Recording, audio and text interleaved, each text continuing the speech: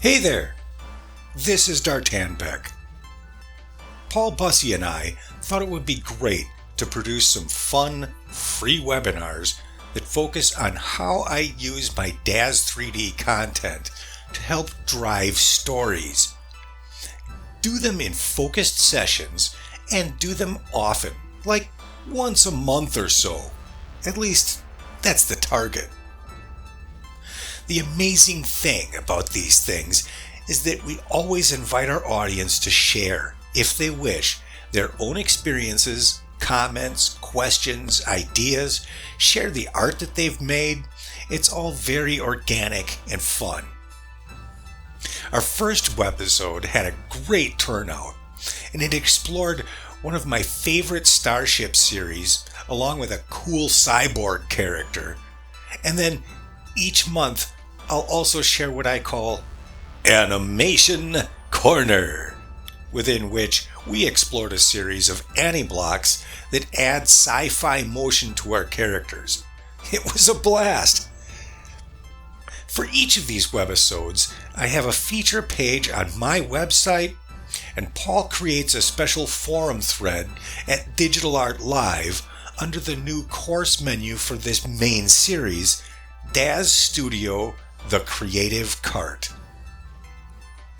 My landing page, Creative Cart, will change as the series progresses, and now the individual articles might expand as discussions in Paul's area evolve these topics.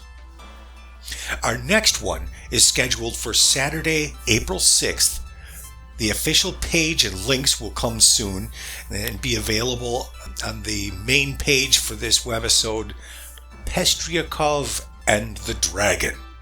It's going to be a blast. When I first started messing around with the idea of using Daz Studio as my primary animation render studio, coming from Carrera, I was amazed at the NVIDIA IRA engine.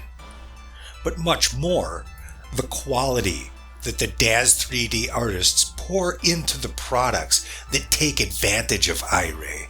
It's cool.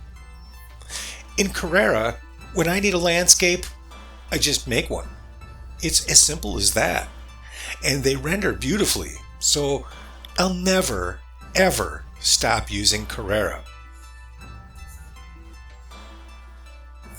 During one of Daz 3D's incredible Daz Plus sales events, I saw some amazing landscape products, so I bought one. I rendered it, and I went back to Daz 3D and bought the rest of the products that particular artist had in that sale, which was quite a few. Now, that particular artist is Andrei Pestriakov, a name that I'm very accustomed to saying because I say it so often.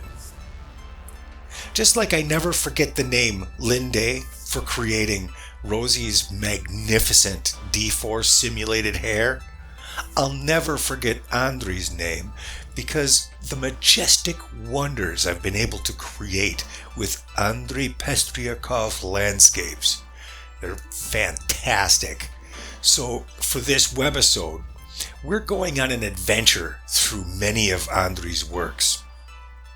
One of them is a massive area called Medieval Lands. It reminds me of my fantasy imagination with dragons and wizardry. I also have Animation Corner to consider.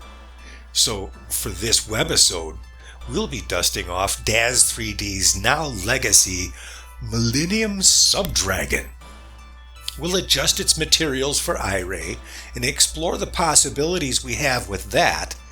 And in Animation Corner, we'll very easily and quickly put him in motion using the Millennium Subdragon Ani-block collection by Mystic Shard and Simon W.M. I'm honored and overjoyed that my friend Philip Steiger of Project Dog Waffle and thebest3d.com introduced me to Paul Bussey at Digital Art Live. Paul is incredibly creative and an amazing collaborator. He inspires me to do cool things, and then he helps me to shape my crazy enthusiasm into a show, and then we do it. It's awesome. It was a lot of fun creating the promo for our next webisode. At first, the dragon was just hovering and roaring.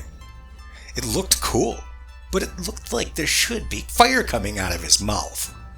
Well, I went to my friends at Action VFX, and Luke set me up with some awesome effect elements to use, so we're seeing my early attempt at allowing my dragons to breathe fire. I'll get better, I promise. I'm really looking forward to this whole series, as well as making more courses and mini courses with the live training, as well as course materials made for Daz 3D. Keep an eye out for The Creative Cart, Digital Art Live, and DartanBeck.com. We'll see you there.